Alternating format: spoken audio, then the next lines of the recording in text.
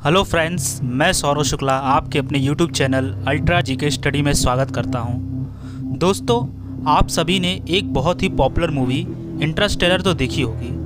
अगर नहीं देखी तो हम इस मूवी के बारे में शॉर्ट में आपको बता देते हैं। इस मूवी में ये फ्यूचर में सेट बनाया गया है। ज़मीन के हाल ऐसे हो चुके हैं कि इंसानों को किसी और तारे या ग्रह की तलाश है।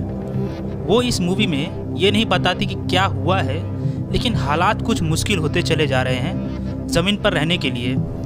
तो इसमें जो लोग हैं, जो साइंटिस्ट है, वो तलाश कर रहे हैं कि किसी और ग्रह की जहाँ पर इंसान रह सके।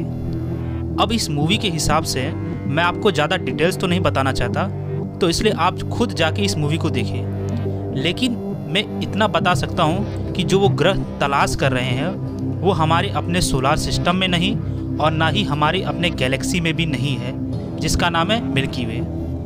बल्कि इस मूवी के हिसाब से उनको कुछ ग्रह मिलते हैं जो कि किसी और गैलेक्सी का हिस्सा है। किस तरह पहुंचते हैं और क्यों जाते हैं, ये सब आप मूवी में जाके देखिए। मगर मैं जिस चीज़ के ऊपर बात करना चाहता हूं वो ये है कि उस मूवी में जो एक ग्रह है जिसके ऊपर इस मूवी में लोग जाते हैं, वो एक फिक्शनल है। उसका नाम उन्होंने रखा मिलर्स प्लानेट, और वो एक सुपर मैसिव ब्लैक होल के साथ है। नाउ ब्लैक होल वो एक एस्ट्रोनॉमी के ऑब्जेक्ट्स है, एक तरह के आप डेड स्टार कह सकते हैं उसको। मगर उसकी जो खास बात ये है ब्लैक होल्स की कि वो बहुत ही अजीब ऑब्जेक्ट्स है, और उनकी जो सबसे वेल नोन चीज़ ये है कि उनकी ग्रेविटी बहुत ज़्यादा है। उसकी जो एस्केप वेलोसिटी है, उसमें से निकलने के लिए जो स्पीड आपको चाहिए वो स्पीड ऑफ लाइट से भी ज़्यादा है होनी चाहिए। इसका मतलब ये है कि लाइट जो बहुत ही ज़्यादा तेज़ है, उसका स्पीड 3 × 10⁸ मीटर पर सेकेंड, इतनी तेज़ी से भी वो लाइट ब्लैक होल को एस्केप नहीं कर सकती।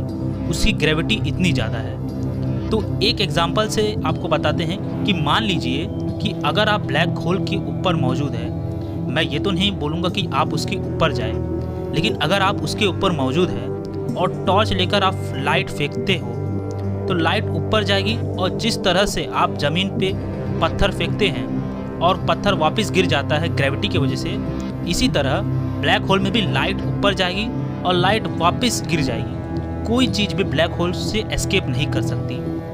तो जो मूवी में ब्लैक होल दिखाया गया है वो कोई मामूली ब्लैक होल नहीं है, बल्कि उसमें जो दिखाया गया है उसे हम कहते हैं सुपर मैसिव ब्लैक होल। हाँ, इसका सिर्फ मतलब ये है कि वो बहुत बड़ा ब्लैक होल है। अब ये ब्लैक होल क्या एस्ट्रोनॉमर्स को मालूम है कि हमारी यूनिवर्स में एग्जिस्ट करता है? असल में ये चीज़ फिक्शनल नहीं है। हमारी अपनी गैलेक्सी के बीच में, मतलब कि हमारी मिल्की वे गैलेक्सी के सेंटर में, उसके बीच में एक सुपर मैसिव ब्लैक होल मौजूद है। उसका मास तकरीबन हमारी सूरज के हिसाब से मिलियन टाइम्स ज़्यादा है। मगर जब हम सुपर मैसिव ब्लैक होल्स की बात करते हैं तो हमारी गैलेक्सी के बीच में बहुत छोटा सा ब्लैक होल है, बस मिलियन टाइम्स ही बड़ा है सूरज से। लेकिन बाकी गैलेक्सीज में इससे भी कहीं ज़्यादा बड़े ब्लैक होल मौजूद है। इनफैक्ट एस्ट्रोनॉमर्स का कहना है कि ऑलमोस्ट हर मेजर गैलेक्सी में उसके बीच में एक सुपर मैसिव ब्लैक होल मौजूद है। ये नहीं पता कि वो गैलेक्सीज के बीच में बनते हैं बाद में, क्योंकि उनके गैलेक्सी से बीच में बहुत सारे सितारे हैं, या गैलेक्सीज बनती है सुपर मैसिव ब्लैक होल से। ये भी नहीं मालूम कि गैलेक्सी पहले आई या सुपर मैसिव ब्लैक होल से, लेकिन ये मालूम है कि सुपर मैसिव ब्लैक होल मौजूद है। एक शानदार मिसाल देखिए, एक गैलेक्सी है सिंटोरस ए के नाम से। ये हमारे यहाँ है, तकरीबन बिलियंस ऑफ लाइट ईयर दूर है, काफ़ी दूर है, लेकिन इसके बीच में एक सुपर मैसिव ब्लैक होल मौजूद है।